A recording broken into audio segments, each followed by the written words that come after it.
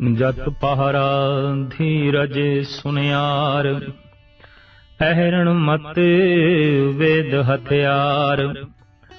ਭਉ ਖਲਾ ਅਗਨ ਤਪਤਾਓ, ਭਾਂਡਾ ਭਾਉ ਅੰਮ੍ਰਿਤ ਤਿਤ ਢਾਲ। ਘੜੀਐ ਸਬਦੇ ਸਚੀ ਟਕਸਾਲ, ਜਿਨ ਕੋ ਨਦਰ ਕਰਮ ਤਿਨਕਾਰ। ਨਾਨਕ ਨਦਰੀ ਨਦਰ ਨਿਹਾਲ। ਜਪਜੀ ਸਾਹਿਬ ਦੀ 38ਵੀਂ ਪੌੜੀ, ਜੋ ਪੌੜੀਆਂ ਦਾ ਉਪਸੰਹਾਰ ਹੈ। ਪੌੜੀਆਂ ਦੇ ਰੂਪ ਵਿੱਚ ਜਿਸ ਦੇ ਜਪਜੀ ਸਾਹਿਬ ਦੀ ਸਮਾਪਤੀ ਹੈ, ਤੇ ਜਪਜੀ ਸਾਹਿਬ ਦਾ ਹੁਣ ਮੂਲ ਸਾਰ ਸਾਹਿਬ ਸ੍ਰੀ ਗੁਰੂ ਨਾਨਕ ਦੇਵ ਜੀ ਮਹਾਰਾਜ ਇਸ ਪੌੜੀ ਵਿੱਚ ਕਥਨ ਕਰਦੇ ਨੇ। ਸਾਰੀਆਂ ਪੌੜੀਆਂ ਵਿੱਚ ਮੂਲ ਸਿੱਖਿਆ ਤੇ ਦੀਕਸ਼ਾ ਇਹੀ ਸੀ ਕਿ ਕਿਸੇ ਤਰੀਕੇ ਨਾਲ ਮਨ ਨੂੰ ਘੜਿਆ ਜਾਏ, ਮਤ ਨੂੰ ਘੜਿਆ ਜਾਏ, ਬੁੱਧ ਨੂੰ ਘੜਿਆ ਜਾਏ। ਹੁਣ ਉਸੇ ਦਾ ਹੀ ਵਿਸਥਾਰ ਇਸ ਇੱਕ ਹੀ ਪੌੜੀ ਵਿੱਚ, ਜਿਹੜੀ ਗੱਲ ਆਪ ਨੇ 37 ਪੌੜੀਆਂ ਵਿੱਚ ਆਖੀ ਹੈ, ਉਹਦਾ ਸਾਰ, ਉਸਦਾ ਤੱਤ ਇਸ 38ਵੀਂ ਪੌੜੀ 'ਚ ਗੁਰੂ ਨਾਨਕ ਦੇਵ ਜੀ ਮਹਾਰਾਜ ਇਸ ਢੰਗ ਨਾਲ ਵਰਣਨ ਕਰਦੇ ਨੇ। ਜੇ ਘੜਨਾ ਹੈ ਮਨ ਨੂੰ, ਤਾਂ ਕਿਹੜੀ ਟਕਸਾਲ ਵਿੱਚ ਘੜੀਏ, ਕਿੱਥੇ ਘੜੀਏ? ਘੜੀਏ ਸ਼ਬਦ ਸਚੀ ਟਕਸਾਲ। ਸ਼ਬਦ ਦੀ ਟਕਸਾਲ, ਸੱਚ ਦੀ ਜੋ ਟਕਸਾਲ ਹੈ, ਉੱਥੇ ਘੜਨਾ ਹੈ। ਭਾਵ ਜਿੱਥੇ ਸ਼ਬਦ ਦਾ ਉਚਾਰਨ ਹੈ, ਸ਼ਬਦ ਦਾ ਜਾਪ ਹੈ, ਸ਼ਬਦ ਦੀ ਵਿਆਖਿਆ ਹੈ, ਸ਼ਬਦ ਦਾ ਜਿੱਥੇ ਵਿਸਥਾਰ ਹੈ, ਸ਼ਬਦ ਹੀ ਸ਼ਬਦ ਹੈ ਜਿੱਥੇ, ਉਸ ਟਕਸਾਲ ਵਿੱਚ ਇਸ ਮਨ ਨੂੰ ਘੜਨਾ ਹੈ। ਭਾਵ ਸ਼ਬਦ ਦੀ ਟਕਸਾਲ ਸਤਸੰਗ ਵਿੱਚ ਇਸ ਮਨ ਨੂੰ ਘੜਨਾ ਹੈ। ਦੁਕਾਨ ਕਿਹੜੀ, ਹਥਿਆਰ ਕਿਹੜੇ, ਅਹਰਣ ਕਿਹੜਾ? ਫਿਰ ਅਗਨੀ ਤੋਂ ਬਿਨਾ ਢਾਲਣਾ ਤੇ ਘਾਲਣਾ ਬਹੁਤ ਔਖਾ ਹੈ, ਤੋ ਅਗਨੀ ਕਿਹੜੀ? ਇਸ ਸਭ ਕੁਝ ਦਾ ਵਿਸਥਾਰ ਗੁਰੂ ਬਾਬਾ ਜੀ ਇੰਜ ਕਰਦੇ ਨੇ। ਜਤ ਪਹਾਰਾ, ਪਹਾਰਾ ਸੁਨਿਆਰ ਦੀ ਦੁਕਾਨ, ਜਿੱਥੇ ਅਨੇਕਾਂ ਜ਼ੇਵਰ ਪਏ ਨੇ ਘੜੇ ਹੋਏ। ਸਾਹਿਬ ਕਹਿੰਦੇ ਨੇ, ਤੂੰ ਜਤ ਦੀ ਪਹਾਰਾ ਬਣਾ। ਭਾਵ ਆਪਣੇ ਪੰਜੇ ਇੰਦਰੀਆਂ ਨੂੰ ਕਾਬੂ ਵਿੱਚ ਰੱਖ। ਜਤ ਕੀ ਹੈ? ਸਹੀ ਵੇਖਣਾ, ਸਹੀ ਬੋਲਣਾ, ਸਹੀ ਸੁਣਨਾ, ਔਰ ਸੱਚ ਸੂੰਘਣਾ ਤੇ ਸੱਚ ਹੀ ਸਪਰਸ਼ ਕਰਨਾ ਤੇ ਸੱਚ ਨੂੰ ਹੀ ਸੋਚਣਾ। ਬਸ ਇਹ ਜਤ ਹੈ, ਬਾਕੀ ਕੋਈ ਜਤੀ ਨਹੀਂ ਜਗਤ ਵਿੱਚ। ਬਿੰਦ ਰਾਖ ਜੋ ਤਰੀਏ ਭਾਈ, ਖੁਸਰੇ ਕਿਉਂ ਨਾ ਪਰਮਗਤ ਪਾਈ। ਭਗਤ ਕਬੀਰ ਜੀ ਮਹਾਰਾਜ। ਅਗਰ ਬਿੰਦ ਨੂੰ ਸਰੀਰ ਵਿੱਚ ਧਾਰਨ ਕਰਕੇ ਤੇ ਯਤਨਾਂ ਨਾਲ ਉਸ ਨੂੰ ਠਹਿਰਾਇਆ ਜਾਏ, ਤਾਂ ਭਗਤ ਕਬੀਰ ਕਹਿੰਦੇ ਨੇ ਖੁਸਰਾ ਵੀ ਫਿਰ ਜਤੀ ਹੈ, ਕਿਉਂਕਿ ਉਹ ਵੀ ਬਿੰਦ ਨੂੰ ਸਰੀਰ ਦੇ ਵਿੱਚ ਜੋ ਹੈ ਰੱਖ ਲੈਂਦਾ ਹੈ। ਤੇ ਗੁਰੂ ਨਾਨਕ ਦੇਵ ਜੀ ਮਹਾਰਾਜ ਦਾ ਫੈਸਲਾ ਕਿ ਇਸ ਤਲ ਤੇ ਬਿੰਦ ਨੂੰ ਸਰੀਰ ਵਿੱਚ ਰੱਖਿਆ ਹੀ ਨਹੀਂ ਜਾ ਸਕਦਾ। ਅਨੇਕ ਜਤਨ ਕਰੇ ਬਿੰਦ, ਕਿਵੇਂ ਨਾ ਰਹਾਈ, ਮਨੁਆ ਡੋਲੇ ਨਰਕੇ ਜਾਈ। ਲਿਹਾਜ਼ਾ ਸਾਹਿਬ ਸ੍ਰੀ ਗੁਰੂ ਨਾਨਕ ਦੇਵ ਜੀ ਮਹਾਰਾਜ ਦੀ ਦ੍ਰਿਸ਼ਟੀ 'ਚ ਉਹ ਜਤੀ ਨਹੀਂ ਜੋ ਜਗਤ ਦੀ ਦ੍ਰਿਸ਼ਟੀ ਵਿੱਚ ਜਤੀ ਗਿਣਿਆ ਜਾਂਦਾ ਹੈ। ਗ੍ਰਸਤ ਦਾ ਤਿਆਗ ਕਰ ਦੇਣਾ, ਤੋ ਤਿਆਗ ਦਾ ਮਾਰਗ ਗੁਰੂ ਨਾਨਕ ਦਾ ਮਾਰਗ ਨਹੀਂ ਹੈ। ਤਿਆਗੀ ਭ੍ਰਸ਼ਟ ਹੋ ਸਕਦਾ ਹੈ, ਜਿਸ ਨੇ ਗ੍ਰਹਿਣ ਕੀਤਾ ਹੋਇਆ ਉਹਨੂੰ ਕੀ ਭ੍ਰਸ਼ਟ ਕਰੋਗੇ? ਇਸ ਵਾਸਤੇ ਯੋਗ ਭ੍ਰਸ਼ਟ ਸ਼ਬਦ ਸਾਡੇ ਦੇਸ਼ ਵਿੱਚ ਬੜਾ ਪ੍ਰਚਲਿਤ ਹੈ। ਫਲਾਣਾ ਯੋਗੀ ਭ੍ਰਸ਼ਟ ਹੋ ਗਿਆ, ਫਲਾਣਾ ਤਿਆਗੀ ਭ੍ਰਸ਼ਟ ਹੋ ਗਿਆ। ਪਰ ਜੋ ਕਿਰਤ ਕਰਦਾ ਹੈ ਤੇ ਜਿਹਦੇ ਕੋਲ ਧਨ ਹੈ, ਉਹਨੂੰ ਧਨ ਦੇ ਕੇ ਕਿਸ ਤਰ੍ਹਾਂ ਭ੍ਰਸ਼ਟ ਕਰੋਗੇ? ਜੋ ਗ੍ਰਸਤੀ ਹੈ ਤੇ ਜਿਹਦੀ ਕੋਲ ਨਾਰੀ ਹੈ, ਉਹਨੂੰ ਨਾਰੀ ਦਾ ਰੂਪ ਦਿਖਾ ਕੇ ਕਿਸ ਤਰ੍ਹਾਂ ਭ੍ਰਸ਼ਟ ਕਰੋਗੇ? ਇਸ ਵਾਸਤੇ ਗੁਰੂ ਨਾਨਕ ਦਾ ਮਾਰਗ ਉਹ ਮਾਰਗ ਹੈ, ਇਹਨੂੰ ਸਹੀ ਢੰਗ ਨਾਲ ਅਪਣਾਉਂਦਿਆਂ ਮਨੁੱਖ ਭ੍ਰਸ਼ਟ ਨਹੀਂ ਹੋ ਸਕਦਾ। ਭ੍ਰਸ਼ਟ ਤੇ ਉਹੀ ਹੋਵੇਗਾ ਜਿਹਨੇ ਤਿਆਗ ਕੀਤਾ ਹੈ, ਤੇ ਤਿਆਗ ਜਿਸ ਚੀਜ਼ ਦਾ ਕੀਤਾ ਉਸ ਦਾ ਲੋਭ ਦੇ ਕੇ, ਉਹਦਾ ਰੂਪ ਸੰਵਾਰ ਕੇ ਮਨੁੱਖ ਨੂੰ ਜੋ ਹੈ ਭ੍ਰਸ਼ਟ ਕੀਤਾ ਜਾ ਸਕਦਾ ਹੈ। ਔਰ ਅੱਜ ਤੱਕ ਇਸ ਤਰ੍ਹਾਂ ਦੇ ਤਿਆਗੀ ਭ੍ਰਸ਼ਟ ਹੁੰਦੇ ਆਏ ਨੇ। ਔਰ ਹੁੰਦੇ ਰਹਿਣਗੇ। ਕਿਉਂ ਕਿ ਇਹ ਪ੍ਰਕਿਰਤੀ ਦੇ ਨਿਯਮ ਤੋਂ ਉਲਟ ਗੱਲ ਹੈ। ਸਾਹਿਬ ਕਹਿੰਦੇ ਨੇ, ਜਤ ਦੀ ਤੂੰ ਪਹਾਰਾ ਬਣਾ, ਤੋ ਜਤ ਤੋਂ ਮੁਰਾਦ ਮਿਥਿਆ ਨਾਹੀ ਰਸਨਾ ਪਰਸ, ਮਨ ਮੇਂ ਪ੍ਰੀਤ ਨਿਰੰਜਨ ਦਰਸ। ਜ਼ਬਾਨ ਤੋਂ ਮਿਥਿਆ ਵਾਕ ਨਹੀਂ ਬੋਲਨੇ, ਜ਼ਬਾਨ ਨੂੰ ਕਾਬੂ ਚ ਰੱਖਣਾ। ਸ਼ੇਖ ਸਾਦੀ ਸਾਹਿਬ ਕਹਿੰਦੇ ਨੇ, ਜਿੱਥੇ ਮੇਰੇ ਬੋਲਣ ਤੋਂ ਬਿਨਾਂ ਕੰਮ ਚੱਲਦਾ ਹੋਵੇ ਉੱਥੇ ਮੈਨੂੰ ਹਰਗਿਜ਼ ਨਹੀਂ ਬੋਲਣਾ ਚਾਹੀਦਾ। ਉੱਥੇ ਮੇਰਾ ਬੋਲਣਾ ਸਮਝ ਲਓ ਜਤ ਦਾ ਤਿਆਗ ਹੈ, ਕਿਉਂਕਿ ਲੋੜ ਹੀ ਨਹੀਂ, ਕਿਸੇ ਨੂੰ ਲੋੜ ਹੀ ਨਹੀਂ। ਜਿੱਥੇ ਮੇਰੇ ਬੋਲਣ ਦੀ ਲੋੜ ਨਹੀਂ ਉੱਥੇ ਮੈਨੂੰ ਨਹੀਂ ਬੋਲਣਾ ਚਾਹੀਦਾ। ਪਰ ਜਿੱਥੇ ਮੈਂ ਦੇਖਾਂ ਕਿ ਵਗਰ ਬੀਨਮ ਕੇ ਨਾਬੀਨਾ ਉਚਾ ਅਸਤ, ਅਗਰ ਖਾਮੋਸ਼ ਬਨਸ਼ੀਨਮ ਗੁਨਾਹ ਅਸਤ। ਜਿੱਥੇ ਮੈਂ ਦੇਖਾਂ ਕਿ ਇੱਕ ਨਾਬੀਨ ਹੈ, ਇੱਕ ਅੰਧਾ ਹੈ ਤੇ ਉਹਦੇ ਅੱਗੋਂ ਖੂਹ ਹੈ, ਤੇ ਫਿਰ ਵੀ ਮੈਂ ਚੁੱਪ ਰਹਿ ਜਾਵਾਂ, ਮੇਰਾ ਚੁੱਪ ਰਹਿ ਜਾਣਾ ਇੱਕ ਗੁਨਾਹ ਹੋਵੇਗਾ, ਪਾਪ ਹੋਵੇਗਾ। ਉੱਥੇ ਮੈਨੂੰ ਬੋਲਣਾ ਚਾਹੀਦਾ ਹੈ ਬਈ ਖੂਹ ਹੈ, ਐ ਖੂਹ ਹੈ, ਐ ਅੰਧੇ ਰੁਕ ਜਾ।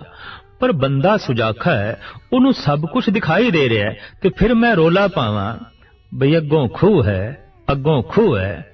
ਇਹ ਮਿਥਿਆ ਬੋਲਣਾ ਹੈ, ਇਹ ਫਿਜ਼ੂਲ ਬੋਲਣਾ ਹੈ, ਇਹ ਜ਼ਿਆਦਾ ਬੋਲਣਾ ਹੈ।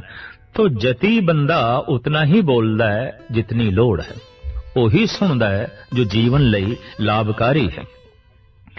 ਉਹੀ ਕੁਝ ਵੇਖਦਾ ਹੈ ਜਿਹਦੇ ਨਾਲ ਜ਼ਿੰਦਗੀ ਦੀ ਤਾਮੀਰ ਹੋਵੇ, ਔਰ ਉਹੀ ਕੁਝ ਸਪਰਸ਼ ਕਰਦਾ ਹੈ ਜਿਹਦੇ ਨਾਲ ਅਪਵਿੱਤਰਤਾ ਨਾ ਹੋਵੇ, ਔਰ ਉਹੀ ਕੁਝ ਸੋਚਦਾ ਹੈ ਜਿਹਦੇ ਨਾਲ ਸੋਚਣੀ ਬੁਲੰਦੀਆਂ ਨੂੰ ਛੂਵੇ, ਸੁਰਤ ਉੱਚੀ ਹੋਵੇ।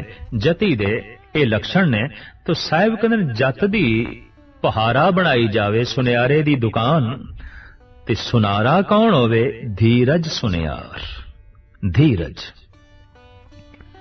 ਇਹਨੂੰ ਸੁਨਿਆਰ ਬਣਾਇਆ ਜਾਵੇ। ਜਲਦਬਾਜ਼ੀ ਤੇ ਕਾਲੀ ਤਬੀਅਤ, ਇਹਦੇ 'ਚ ਮਨੁੱਖ ਦੇ ਕੋਲ ਅਨੇਕਾਂ ਭੁੱਲਾਂ ਆਉਂਦੀਆਂ ਨੇ। ਜਲਦਬਾਜ਼ੀ ਦੇ 'ਚ ਗਿਆਨ ਤੇ ਧਿਆਨ ਮਨੁੱਖ ਦਾ ਗਹਿਰਾ ਨਹੀਂ ਜਾਂਦਾ। ਜਲਦੀ ਜਲਦੀ 'ਚ ਅਕਸਰ ਦੇਖਿਆ ਗਿਆ ਹੈ ਮਨੁੱਖ ਕਾਫੀ ਕੁਝ ਭੁੱਲ ਜਾਂਦਾ ਹੈ। ਬਹੁਤ ਜਲਦੀ ਦੇ 'ਚ ਹੋਵੇ तो ਜ਼ਰੂਰੀ ਕਾਗਜ਼ਾਤ ਜਾਂ ਵਸਤੂਆਂ ਮਨੁੱਖ ਅਕਸਰ ਭੁੱਲ ਜਾਂਦੇ ਨੇ। ਕਾਰਨ ਕਿ ਜਲਦੀ ਦੇ 'ਚ ਧਿਆਨ ਮਨੁੱਖ ਦਾ ਗਹਿਰਾਈ ਦੇ 'ਚ ਨਹੀਂ ਜਾਂਦਾ। ਇਸ ਵਾਸਤੇ ਦੁਨੀਆ ਦੇ तमाम ਧਰਮ ਗ੍ਰੰਥਾਂ ਨੇ ਤੇ ਮਹਾਂਪੁਰਸ਼ਾਂ ਨੇ ਧੀਰਜ ਨੂੰ, ਠਹਿਰਾਵ ਨੂੰ ਬਹੁਤ ਵੱਡਾ ਮਾਣ ਦਿੱਤਾ ਹੈ, ਤੇ ਜਲਦਬਾਜ਼ੀ ਨੂੰ, ਕਾਹਲੀ ਤਬੀਅਤ ਨੂੰ ਅਕਸਰ ਆਖਿਆ ਹੈ ਕਿ ਇਹ ਦੈਂਤਾਂ ਦੇ ਲੱਛਣ ਨੇ। ਸਾਹਿਬ श्री गुरु गोबिंद सिंह जी महाराज दा ते बड़ा स्पष्ट रूप विच फरमान है कि जूदी बवद कार आहिर मना। जल्दबाजी करना शैताना दा काम है, शैतान ही करदे ने। क्यों कि जल्दबाजी विच काम दी गहराई विच मनुख झात मार नहीं सकेगा, लिहाजा उल्टा ही होवेगा, गलत होवेगा, अनर्थ होवेगा। तो धीरज नूं सुनियार बना। धीरज हर गल नूं ठहराव नाल, ध्यान दी इकाग्रता नाल, गहराई नाल, दूरदृष्टि नाल करना धीरज। महाराज ते कहने दे लम्मी नदर निहालीए। आसा दीवार दी बड़ी सुंदर पंक्ति है। ऐ बंदे कदम एक चल ते दृष्टि 100 कदमां ते रख, बे तेरा एक कदम आखिर पहुंचेगा किथे। तो मंजिल दी तरफ भी ध्यान रख। तो ये तां ही ध्यान रखिया जा सकता है कि बंदे दे अंदर धीरज होवे। तो महाराज कहते जत दी होवे पहारा ते धीरज सुनियार होवे। घड़ना ते मन नूं है, हुण किवें घड़ी है? अहरण मत वेद हथियार। अहरण जेदे उत्ते रख के ते हथोड़ियां दी चोट नाल सुनियारा सोने नूं घड़दा है, ते कंचन ए सोना साडा हिरदा है, साडा मन है, पर है अनघड़ा। ते अनघड़ा काबले दीद नहीं होंदा, अनघड़ा खूबसूरत नहीं होंदा। साहिब कहते ने एहो मन सुंदर आपना, हर नाम मजीठे रंगरी। घड़िया होया मन ते परमात्मा दा रूप हो जांदा है। मन तू जोत स्वरूप है, अपना मूल पहचान। तो घड़िया होया मन भगवान है, अनघड़िया मन शैतान है। बस ये हकीकत है। तो अहरण मत, मत सोचन शक्ति, विचार शक्ति, इनू अहरण बना। ਤੇ ਵੇਦ ਹਥਿਆਰ। ਵੇਦ ਇੱਥੇ ਇੱਕ ਵਚਨ ਹੈ, ਬਹੁਵਚਨ ਨਹੀਂ। ਅਗਰ ਬਹੁਵਚਨ ਹੁੰਦਾ ਤਾਂ ਵੇਦ ਦੇ ਅਰਥ ਸਨ 4 ਵੇਦ, ਪਰ ਚूंकि ਦੱਦੇ ਥੱਲੇ ਔਂਕੜ ਹੈ ਤੇ ਇਹ ਇੱਕ ਵਚਨ ਹੈ, ਤਾਂ ਚूंकि ਇੱਕ ਵਚਨ ਹੈ ਇਸ ਵਾਸਤੇ ਇਸ ਦਾ ਅਰਥ ਹੈ ਗਿਆਨ। ਅਹਰਣ ਮਤ ਵੇਦ ਹਥਿਆਰ। ਗਿਆਨ ਨੂੰ ਹਥੌੜਾ ਬਣਾ ਤੇ ਮਤ ਨੂੰ ਅਹਰਣ ਬਣਾ, ਧੀਰਜ ਨੂੰ ਸੁਨਿਆਰ ਬਣਾ ਤੇ ਜਤ ਸਤ ਨੂੰ ਪੁਹਾਰਾ ਬਣਾ, ਸੁਨਿਆਰੇ ਦੀ ਦੁਕਾਨ ਬਣਾ। ਹੋਰ ਅਗਨ ਕਿਹੜੀ ਹੋਵੇ, ਕੁਠਾਲੀ ਕਿਹੜੀ ਹੋਵੇ, ਤੇ ਢਾਲਣਾ ਕਿਸ ਤਰ੍ਹਾਂ ਹੈ, ਘੜਨਾ ਕਿਸ ਤਰ੍ਹਾਂ ਹੈ, ਤਾਂ ਸਤਿਗੁਰੂ ਅੱਗੇ ਦੱਸਦੇ ਨੇ, ਭਉ ਖਲਾ ਅਗਨ ਤਪਤਾਓ। ਪੁਰਾਣੀ ਕੁਠਾਲੀ ਜਿਹਦੇ ਚ ਕੋਲੇ ਪਾ ਕੇ ਤੇ ਧੌਂਕੜੀ ਦੇ ਨਾਲ ਹਵਾ ਦੇ ਕੇ ਕੋਇਲਿਆਂ ਦੇ ਚ ਅਗਨ ਨੂੰ ਪ੍ਰਜਵਲਿਤ ਕੀਤਾ ਜਾਂਦਾ ਸੀ, ਭੜਕਾਇਆ ਜਾਂਦਾ ਸੀ। ਤਾਂ ਉਹ ਧੌਂਕੜੀ ਉਹ ਤੂੰ ਕਿਹੜੀ ਬਣਾਣੀ ਹੈ? ਤੇ ਸਾਹਿਬ ਕਹਿੰਦੇ ਨੇ, ਭਉ ਖੱਲਾ। ਧੌਂਕੜੀ ਬਣਾ ਤੂੰ ਭਉ ਦੀ। ਦਰਅਸਲ ਜਿੱਥੇ ਪਰਮਾਤਮਾ ਦਾ ਭੈ ਨਹੀਂ, ਉੱਥੇ ਜਗਤ ਦਾ ਭੈ ਹੋਵੇਗਾ। ਜਿੱਥੇ ਪ੍ਰਮਾਤਮਾ ਦਾ ਭੈ ਨਹੀਂ, ਹਕੀਕਤ ਹੈ ਉੱਥੇ ਧੀਰਜ ਨਹੀਂ ਹੋ ਸਕਦਾ। ਔਰ ਜਿੱਥੇ ਪ੍ਰਮਾਤਮਾ ਦਾ ਭੈ ਨਹੀਂ, ਉੱਥੇ ਭਾਵ ਨਹੀਂ ਹੋ ਸਕਦਾ। ਔਰ ਜਿੱਥੇ ਭੈ ਨਹੀਂ, ਉੱਥੇ ਭਗਤੀ ਤੇ ਕੋਸੋਂ ਦੂਰ ਹੈ। ਭੈ ਬਿਨ ਭਗਤ ਨਾ ਹੋਵਈ, ਜੇ ਅਨੇਕ ਕਰੇ ਸਿੰਗਾਰ। ਪਰ ਇੱਕ ਹਕੀਕਤ ਹੈ, ਜਗਤ ਮੈਲਾ ਹੈ, ਜਗਤ ਦਾ ਭੈ ਵੀ ਮੈਲਾ ਹੈ। ਪਰਮਾਤਮਾ ਨਿਰਮਲ ਹੈ, ਸਵੱਛ ਹੈ, ਉਸ ਦਾ ਭੈ ਵੀ ਨਿਰਮਲ ਹੈ, ਸਵੱਛ ਹੈ।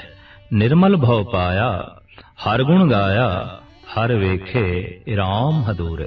ਗੁਰੂ ਰਾਮਦਾਸ ਜੀ ਮਹਾਰਾਜ ਦਾ ਫਰਮਾਨ, ਅਸੀਂ ਰਾਮ ਦੇ ਗੁਣ ਗਾਉਂਦਿਆਂ ਗਾਉਂਦਿਆਂ ਨਿਰਮਲ ਭਉ ਨੂੰ ਪ੍ਰਾਪਤ ਹੋ ਗਏ ਹਾਂ।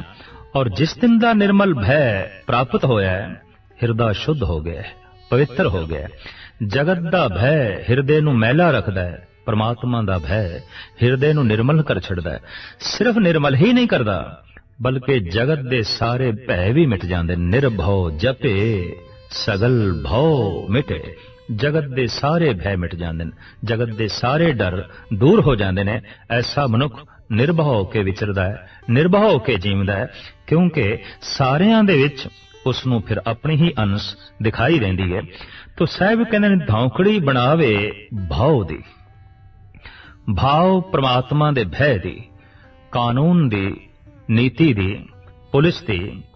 ਔਰ ਇਹ ਬੜੀਆਂ ਬੜੀਆਂ ਤੋਪਾਂ ਤੇ ਤਲਵਾਰਾਂ ਦੀ ਇਸ ਵਾਸਤੇ ਲੋੜ ਪੈ ਗਈ ਕਿ ਪ੍ਰਮਾਤਮਾ ਦਾ ਭੈ ਨਹੀਂ। ਜਿਸ ਦਿਨ ਹਰ ਮਨੁੱਖ ਪ੍ਰਮਾਤਮਾ ਦੇ ਭੈ ਦੇ ਜੀਣ ਲੱਗ ਪਿਆ, ਉਸ ਦਿਨ ਜ਼ਮੀਨ ਤੇ ਜੇਲਖਾਨੇ ਨਹੀਂ ਰਹਿਣਗੇ, ਪੁਲਿਸ ਨਹੀਂ ਰਹੇਗੀ, ਅਦਾਲਤਾਂ ਨਹੀਂ ਰਹਿਣਗੀਆਂ, ਹਥਿਆਰ ਨਹੀਂ ਰਹਿਣਗੇ, ਤੋਪਾਂ ਨਹੀਂ ਰਹਿਣਗੀਆਂ। ਕਿਉਂਕਿ ਪ੍ਰਮਾਤਮਾ ਦੇ ਭੈ ਨੇ ਹਿਰਦਾ ਇਤਨਾ ਸਵੱਛ ਕਰ ਦੇਣਾ ਹੈ, ਉਹ ਆਪਣਾ ਹੱਕ ਕਿਸੇ ਨੂੰ ਦੇਵੇਗਾ ਨਹੀਂ, ਪਰ ਕਿਸੇ ਦਾ ਹੱਕ ਉਸਨੇ ਖੋਣਾ ਵੀ ਨਹੀਂ। ਤੋ ਅਦਾਲਤਾਂ ਦੀ ਕੀ ਲੋੜ, ਕਾਨੂੰਨ ਦੀ ਕੀ ਲੋੜ? ਕਿਉਂਕਿ ਪ੍ਰਮਾਤਮਾ ਦਾ ਭੈ ਹੈ ਨਹੀਂ, ਤੇ ਸਿਰਫ ਭੈ ਹੈ ਜਗਤ ਦਾ, ਤੇ ਜਗਤ ਮੈਲਾ ਹੈ, ਜਗਤ ਦਾ ਭੈ ਮੈਲਾ ਹੈ। ਇਹ ਆਪਣਾ ਹੱਕ ਤੇ ਖੋਂਦਾ ਹੈ, ਪਰਾਇਆ ਹੱਕ ਵੀ ਖੋਂਦਾ ਹੈ। ਆਪਣੇ ਹੱਕ ਨੂੰ ਤੇ ਦਬਾ ਕੇ ਰੱਖਦਾ ਹੈ, ਪਰ ਦੂਜੇ ਦਾ ਵੀ ਖੋ ਲੈਂਦਾ ਹੈ। ਤਾਂ ਪੁਲਿਸ ਦੀ ਲੋੜ ਪੈ ਗਈ, ਤੋਪਾਂ ਦੀ ਲੋੜ ਪੈ ਗਈ, ਮਿਲਟਰੀ ਦੀ ਲੋੜ ਪੈ ਗਈ, ਅਦਾਲਤਾਂ ਦੀ ਲੋੜ ਪੈ ਗਈ। ਔਰ ਇਸ ਸਭ ਕੁਝ ਦੀ ਹੋਂਦ ਨੇ ਯਕੀਨ ਜਾਣੋ ਮਨੁੱਖੀ ਦੁਨੀਆ ਨੂੰ ਨਰਕ ਬਣਾ ਕੇ ਰੱਖਿਆ, ਧਰਤੀ ਨੂੰ ਨਰਕ ਬਣਾ ਕੇ ਰੱਖਿਆ। ਧਰਤੀ ਉਸ ਦਿਨ ਸਵਰਗ ਬਣੇਗੀ ਜਿਸ ਦਿਨ ਇਹ ਸਭ ਕੁਝ ਖਤਮ ਹੋਵੇਗਾ। ਤੇ ਸਭ ਕੁਝ ਤਾਂ ਖਤਮ ਹੋਵੇਗਾ ਕਿ ਮਨੁੱਖ ਪਰਮਾਤਮਾ ਦੇ ਭੈ ਦੇ ਵਿੱਚ ਜੀਉਣਾ ਸ਼ੁਰੂ ਕਰੇ ਤੇ ਪਰਮਾਤਮਾ ਨੂੰ ਹੀ ਰਾਜਾ ਮੰਨ ਲਵੇ। ਜੈਸੇ ਕਿ ਭਗਤ ਕਬੀਰ ਕਹਿੰਦੇ ਨੇ, ਕੋ ਹਰ ਸਮਾਨ ਨਹੀਂ ਰਾਜਾ, ਇਹ ਭੂਪਤ ਸਭ ਦਿਵਸ ਚਾਰ ਕੇ ਝੂਠੇ ਕਰਤ ਰਿਵਾਜ। ਕੇਵਲ ਪਰਮਾਤਮਾ ਹੀ ਰਾਜਾ ਹੈ, ਇੱਕੋ ਹੀ ਉਹ ਰਾਜਾ ਹੈ। ਔਰ ਉਸ ਇੱਕ ਰਾਜੇ ਦਾ ਮੈਂ ਭੈ ਆਪਣੇ ਅੰਦਰ ਧਾਰਨ ਕੀਤਾ ਹੈ, ਪਾਵਨ ਹੋ ਗਿਆ, ਪਵਿੱਤਰ ਹੋ ਗਿਆ। ਹੁਣ ਮੈਂ ਕਿਸੇ ਦਾ ਹੱਕ ਨਹੀਂ ਖੋਂਦਾ ਔਰ ਆਪਣੇ ਹੱਕ ਤੇ ਹੀ ਕਾਇਮ ਹਾਂ। ਤੋ ਸਾਹਿਬ ਕਹਿੰਦੇ ਨੇ, ਪਰਮਾਤਮਾ ਦਾ ਜਿਹੜਾ ਭੈ ਹੈ ਇਹਦੀ ਬਣਾਵੇ ਧੌਂਕੜੀ। ਤੇ ਅੱਗ ਕਿਹੜੀ ਹੋਵੇ, ਕੋਲੇ ਕਿਹੜੇ ਹੋਣ, ਅਗਨੀ ਕਿਹੜੀ ਹੋਵੇ। ਅਗਨ ਤਪ ਤਾਓ, ਤਪ ਦੀ ਅਗਨ, ਅੰਮ੍ਰਿਤ ਵੇਲੇ ਉੱਠਣਾ ਤਪ ਹੈ। ਵਾਹਿਗੁਰੂ ਵਾਹਿਗੁਰੂ ਦਾ ਜਾਪ ਤਪ ਹੈ, ਸੇਵਾ तप है, गुर सेवा तपा सिर तप सार। गरज के जितनी भी धार्मिक साधना है इनू कहते ने तप।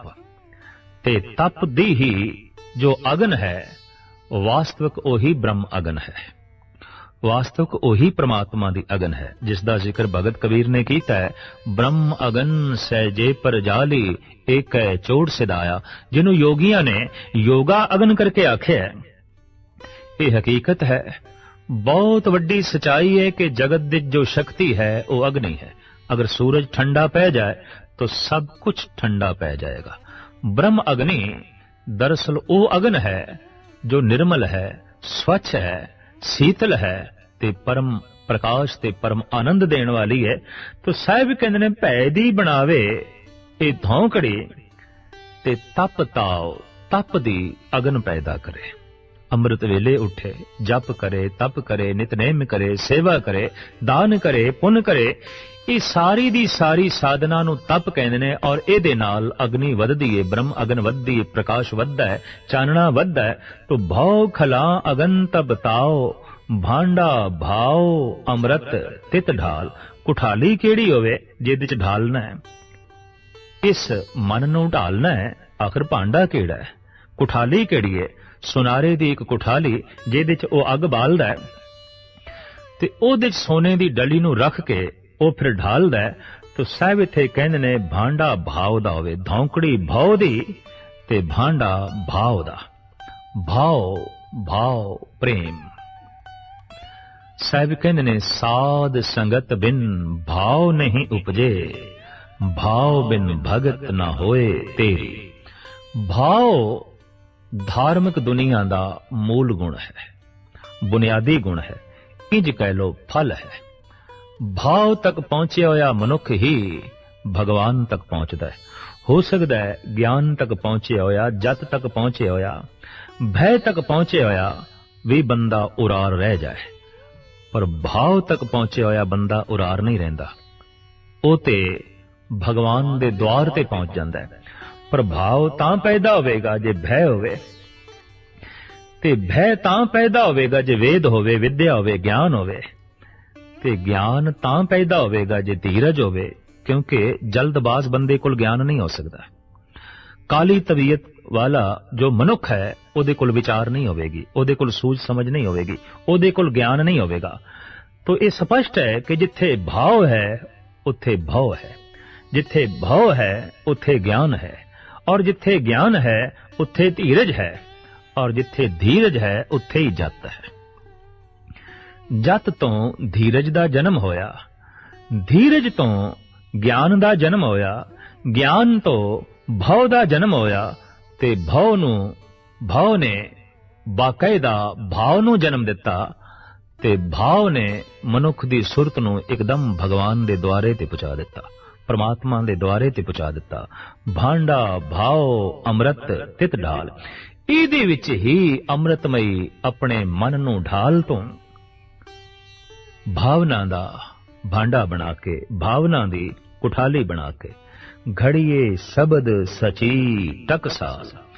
इस तरह सच दी टकसाल विच, शब्द दी टकसाल विच अपने मन नूं जो है तू घड़, और ऐसा घड़ के मन ही जोत स्वरूप हो जाए, मन ही परमात्मा हो जाए। मन तू जोत स्वरूप है, अपना मूल पछाण। धर्म दी सारी साधना मन दी साधना है। मम्मा मन स्यों काज है, मन सा दे सिद्ध होए, मन ही मन स्यों कहे कबीरा, मन सा मिलिया न कोय। पर महाराज कहते ने ये काम कौन करदे ने? इस तरह सच दी शब्द दी टकसाल विच अपने मन नूं कौन घड़दे ने? जिनको नदर करम तिन कार। ए कार ए कम ओ करदे ने जिन्हां दे उत्ते परमात्मा दी दृष्टि है, जिन्हां दे उत्ते परमात्मा दी निगाह है। कोई मनुख किसी बहुत वड्डे मनुख दी निगाह थले आ जाए तो वड्डे मनुख दी निगाह थले आउंदे ही वो वड्डा हो जांदा है, ते जिहड़ा परमात्मा दी निगाह थले आ जाए वो ते इतना वड्डा हो जाएगा उसका कोई मुकाबला ही नहीं। इस वास्ते अक्सर प्रार्थना दे यही आख्या जाता है, हे प्रभु तू नदर सवली कर, तू अपनी मेहर दी निगाह कर। तो मेहर दी निगाह तो मुराद यह है कि तू अपनी निगाह दे थल्ले रख, ओदी निगाहां दे ते मेहर ही मेहर है, ओदी निगाह दे ते अमृत ही अमृत है, ओदी निगाह दे ते प्रकाश ही प्रकाश है। पर सिर्फ इतना है कि कोई उसकी निगाह दे थल्ले आ जाए। जेड़ा उसकी निगाह दे थल्ले आ गया है, पहचान की है, गुरु नानक देव जी महाराज कहते उसका एक काम होवेगा कि वह अपना मन घड़न लग पाएगा। जिनको नदर करम तिनकार, ते जेदे ते बख्शिश हो गई, जेदे ते निगाह हो गई, उसने एक काम आरंभ दिता, ते फिर फल की होवेगा, अंजाम की होवेगा। साहिब कहते नानक नदरी नदर निहाल। फिर वो कार करदे होया इस ढंग दी उसदे उत्ते नदर हो जाएगी कि निहाल हो जाएगा, निहाल हो जाएगा, महान हो जाएगा। और ये निहाल होना व्याख्या तो परे है, ये निहाल होना कथन तो परे है। जो परमात्मा दी निगाह दे थल्ले आ गया, परमात्मा वर्गा हो गया, ईश्वर वर्गा हो गया, अकाल पुरख वर्गा हो गया, तो धर्म दी सारी साधना इस वास्ते है कि किसी तरीके नाल मनुख परमात्मा दी निगाह दा पात्र बन जाए, ओदे नजरे कर्म दा जो है पात्र बन जाए। इस वास्ते देखा गया है कि परमात्मा सिर्फ दृष्टि ही करदा है, तो ओदी दृष्टि ही बोलना है। ये तो ठीक है कि अजे असी जबान दी भाषा समझदे हां, अख दी भाषा नहीं समझते, लेकिन कुछ ऐसा भी है जो जबान बयान नहीं कर सकती, अखां कह देंदियां। अख बहुत कुछ कह देंदी है, कहंदे ने प्रेम नूं जबान बयान नहीं कर सकती, लेकिन अख बयान कर देंदी है। इसे तरीके नाल बहुता क्रोध होवे ते जबान लड़खड़ा जाती है, ते जबान बयान नहीं कर सकती, पर अखां बयान कर देंदियां। अखां जो है दस देंदियां ने। वो जिहड़ा परिपूर्ण परमात्मा है, बस उसकी निगाह दे अमृत ही अमृत है, ओदी निगाह दे मेहरबानी ही मेहरबानी है, चानना ही चानना है। और ओदी निगाह दे थल्ले सारे ने। फर्क सिर्फ इतना है कि ओदी निगाह साडे ते ना पवे। अक्सर मनुख एक बुरका ओढ़ लैंदा है, पर्दे दे चला जांदा है। धर्म दी सारी साधना इस वास्ते ऐ बंदे तू अपना ये पर्दा एक पासे रख, ताकि पूर्ण रूप दे परमात्मा दी निगाह दा तू पात्र बन जावें, उदी दृष्टि दा तू पात्र बन जावें। ते जैसे उसकी दृष्टि दे थल्ले तू आया, तू निहाल निहाल निहाल हो जाएगा। जपजी साहब दा ये सार है 38ਵੀਂ पौड़ी, जिहदे सतगुरुदेव जी महाराज ने मूल गल कह दी भी जिथे जत होवेगा उत्थे धीरज होवेगा, और जिथे धीरज होवेगा उत्थे ज्ञान होवेगा, जिथे ज्ञान होवेगा उत्थे परमात्मा दा भय होवेगा, जिथे भय होवेगा उत्थे भाव होवेगा, और जिथे भाव होवेगा उत्थे भगवान आप होवेगा। उत्थे जप जी अकाल पुरख दी तरफों होया गुरु नानक देव जी महाराज दे उत्ते पहला उद्घोष है, जिसनू कहंदे ने अलहाम, जिसनू कहंदे ने आकाशवाणी। वही नदी दे चुब्बी ला के जद मेरे पातशाह तीसरे दिन कब्रिस्तान दे प्रगट होए ने, तां आप दी रसना तो जिहड़े बोल निकले ने वो जप जी है। यही अमर कलाम है, और यही जगत लई ओ जीना है जिस दे उत्ते चढ़ के मनुख ने पहुंचना है सच खंड वसे निरंकार। इसकी इतनी वड्डी महिमा है कि गुरु अमरदास जी महाराज फरमान करते ने, जो जपजी साहब दा पाठ निता प्रति करदा है, दुख दलिदर कल कलेश भूत प्रेत उस तो हमेशा ही दूर रहेंगे। श्री मुख ते तब उत्तर कहो, प्रेत लगयो जै सिक्को लयो, सोने पढ़त होत जप रसना, जिन्हू कंठ तिन पर कछ बसना। गुरु अमरदास जी महाराज दा फरमान, जिन्हू जपजी कंठ है ओदे नेड़े भूत प्रेत ने, जिन्हू जपजी कंठ है ओदे नेड़े दुख ते तकलीफ ने, जिन्हू जपजी कंठ है उसे कोल ही परम आनंद है, उसे कोल ही परम रस है। रहत नामियां दे बानी ऐसा लिखदे ने, बिन जप जाप जिहवे जो प्रसाद, सो बिष्टा का किरम होए जन्म गवावे बाद। फरमान रहत नामे दा कि बिना जपजी साहब दे पाठ तो जो अन्न पानी ग्रहण कर लेंदा है, ऐसा सिख मर के बिष्टा दा कीड़ा ही बनता है, और जिंदगी अपनी फिजूल गवा बैठता है, व्यर्थ गवा बैठता है। जपजी जा साहब ਜ਼ਿੰਦਗੀ ਨੂੰ ਸਾਰਥਕ ਕਰਦੀ ਹੈ। ਜਪਜੀ ਸਾਹਿਬ ਮਨੁੱਖ ਨੂੰ ਸਾਹਿਬ ਬਣਾ ਦਿੰਦੀ ਹੈ, ਮਾਲਕ ਬਣਾ ਦਿੰਦੀ ਹੈ। ਜਪਜੀ ਸਾਹਿਬ ਨਾਲ ਜੋੜ ਦਿੰਦੀ ਹੈ। ਵਾਕਈ ਇਸ ਬਾਣੀ ਦੇ ਨਾਲ ਜੋ ਸਿੱਖ ਜਗਤ ਨੇ ਸਾਹਿਬ ਸ਼ਬਦ ਜੋੜਿਆ ਹੈ, ਬੜਾ ਕੀਮਤੀ ਹੈ। ਜਪਜੀ ਸਾਹਿਬ, ਕਿਉਂਕਿ ਜਪਜੀ ਹੀ ਸਾਹਿਬ ਤੱਕ ਮਿਲਣ ਦਾ ਵਸੀਲਾ ਹੈ। ਜਪਜੀ ਹੀ ਸਾਹਿਬ ਨਾਲ ਜੁੜਨ ਦਾ ਸਾਧਨ ਹੈ ਤੇ ਜਪਜੀ ਹੀ ਸਾਹਿਬ ਦੇ ਵਿੱਚ ਜੋੜ ਕੇ ਮਨੁੱਖ ਨੂੰ ਸਾਹਿਬ ਬਣਾ ਦਿੰਦੀ ਹੈ, ਮਾਲਕ ਬਣਾ ਦਿੰਦੀ ਹੈ।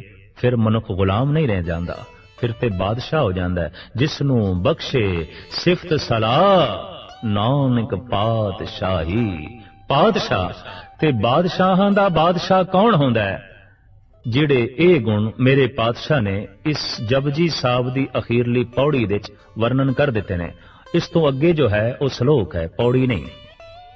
ਅਖੀਰਲੀ ਪੌੜੀ ਵਿੱਚ ਜਿਹੜੇ ਗੁਣ ਵਰਣਨ ਕਰ ਦਿੱਤੇ ਨੇ, ਜਪਦਿਆਂ ਜਪਦਿਆਂ ਇਹ ਗੁਣ ਜਿਸ ਦੇ ਕੋਲ ਆ ਗਏ, ਜੋ ਜਤੀ ਹੈ, ਜੋ ਧੀਰਜਵਾਨ ਹੈ, ਜੋ ਪ੍ਰਮਾਤਮਾ ਦਾ ਭੈ ਆਪਣੇ ਅੰਦਰ ਰੱਖਦਾ ਹੈ ਤੇ ਜਿਹਦੇ ਅੰਦਰ ਪ੍ਰਮਾਤਮਾ ਦਾ ਭਾਵ ਹੈ ਤੇ ਜਿਹਦੇ ਕੋਲ ਪ੍ਰਮਾਤਮਾ ਦਾ ਗਿਆਨ ਹੈ, ਸਮਝ ਲਓ ਤੇ ਬਾਦਸ਼ਾਹਾਂ ਦਾ ਬਾਦਸ਼ਾਹ ਬਣ ਗਿਆ। ਬਾਦਸ਼ਾਹ ਵੀ ਉਸ ਦੀ ਗੁਲਾਮੀ ਕਰਨਗੇ ਜਿਹਦੇ ਕੋਲ ਇਹ ਰੱਬੀ ਗੁਣ ਨੇ, ਜਿਹਦੇ ਕੋਲ ਇਹ ਦੇਵੀ ਸੰਪਦਾ ਹੈ। ਤੇ ਸਾਹਿਬ ਸ੍ਰੀ ਗੁਰੂ ਨਾਨਕ ਦੇਵ ਜੀ ਮਹਾਰਾਜ ਨੇ ਜੋ ਅਕਾਲ ਪੁਰਖ ਨਾਲ ਇੱਕਮੁਖ ਹੋ ਕੇ ਜੋ ਪਹਿਲੀ ਸੌਗਾਤ ਪ੍ਰਾਪਤ ਕੀਤੀ, ਉਸ ਸੌਗਾਤ ਦਾ ਨਾਂ ਹੈ ਜਪਜੀ। ਪੜਨ ਵਾਲਾ ਸਾਹਿਬ ਹੋ ਜਾਂਦਾ ਹੈ ਤੇ ਮਹਾਨ ਹੋ ਜਾਂਦਾ ਹੈ। ਮਹਿਮਾ ਦੇ ਨਾਲ ਰਹਿਤਨਾਮੇ ਭਰੇ ਪਏ ਨੇ, ਸਿੱਖ ਇਤਿਹਾਸ ਭਰਿਆ ਪਿਆ ਹੈ। ਪੁਰਾਣੇ ਸਿੱਖ ਜਦ ਬਾਣੀ ਦਾ ਕੋਈ ਬਹੁਤ ਲੰਬਾ ਚੌੜਾ ਬੌਧ ਨਹੀਂ ਰੱਖਦੇ ਸਨ, ਸਿਰਫ ਜਪਜੀ ਹੀ ਪੜ੍ਹ ਕੇ ਨਿਹਾਲ ਹੋ ਜਾਂਦੇ ਸਨ। ਸਿਰਫ ਜਪਜੀ ਹੀ ਪੜ੍ਹ ਕੇ ਬ੍ਰਹਮ ਗਿਆਨੀ ਹੋ ਜਾਂਦੇ ਸਨ। ਸਿਰਫ ਜਪਜੀ ਹੀ ਪੜ੍ਹ ਕੇ ਸਾਹਿਬ ਹੋ ਜਾਂਦੇ ਸਨ ਤੇ ਆਨੰਦਮਈ ਅਵਸਥਾ ਨੂੰ ਪ੍ਰਾਪਤ ਕਰ ਲੈਂਦੇ ਸਨ। ਤੋ ਜਪਜੀ ਸਾਹਿਬ ਸ੍ਰੀ ਗੁਰੂ ਨਾਨਕ ਦੇਵ ਜੀ ਮਹਾਰਾਜ ਤੇ ਉਤਰੀ ਹੋਈ ਪਰਮਾਤਮਾ ਵੱਲੋਂ ਪਹਿਲੀ ਸੌਗਾਤ ਹੈ, ਪਹਿਲਾ ਅਲਹਾਮ ਹੈ, ਪਹਿਲਾ ਉਦਘੋਸ਼ ਹੈ। ਔਰ ਇਸ ਨੂੰ ਪੜਨ ਤੇ ਸੁਣਨ ਦੇ ਨਾਲ ਮਨੁੱਖ ਉਸ ਪਹਿਲੀ ਅਵਸਥਾ ਵਿੱਚ ਪਹੁੰਚ ਜਾਂਦਾ ਹੈ। ਕਿਸ ਪਹਿਲੀ ਅਵਸਥਾ ਵਿੱਚ? ਜਿੱਥੋਂ ਕਿੱਥੋਂ ਉਪਜੇ ਕਹਿ ਰਹੇ ਕਹੇ ਮਾਏ ਸਮਾਵੇ। ਕਿੱਥੋਂ ਸਾਡੀ ਉਤਪਤੀ ਹੋਈ? ਜਿੱਥੋਂ ਉਤਪਤੀ ਹੋਈ ਉਸ ਪਹਿਲੀ ਅਵਸਥਾ ਵਿੱਚ ਉਹ ਮਨੁੱਖ ਲੀਨ ਹੋ ਜਾਂਦਾ ਹੈ, ਜੋ ਪਹਿਲੇ ਪਾਤਸ਼ਾਹ ਦਾ ਪਹਿਲਾ ਕਲਾਮ, ਪਹਿਲਾ ਬਚਨ ਜਪਜੀ ਸਾਹਿਬ ਨਿਤਾਪਤੀ ਸਵੇਰੇ ਅੰਮ੍ਰਿਤ ਵੇਲੇ ਬੈਠ ਕੇ ਦੁਹਰਾਉਂਦਾ ਹੈ, ਜਪਦਾ ਹੈ। ਇਸ ਬਾਣੀ ਦਾ ਨਾਮ ਵੀ ਹੈ ਜਪਜੀ। ਇਹਨੂੰ ਜਪਣਾ ਹੈ ਤੇ ਜਪਣ ਦੀ ਵਿਧੀ ਰਸਨਾ ਨਾਲ ਇੱਕ ਇੱਕ ਪੰਕਤੀ ਉਚਾਰਨ ਕਰਦਾ ਜਾ, ਕੰਨਾਂ ਨਾਲ ਸੁਣਦਾ ਜਾ। ਔਰ ਇਸ ਢੰਗ ਨਾਲ ਜਪਦਿਆਂ ਜਪਦਿਆਂ ਮਨੁੱਖ ਜਪਜੀ ਦਾ ਰੂਪ ਹੋ ਜਾਂਦਾ ਹੈ, ਸਾਹਿਬ ਦਾ ਰੂਪ ਹੋ ਜਾਂਦਾ ਹੈ।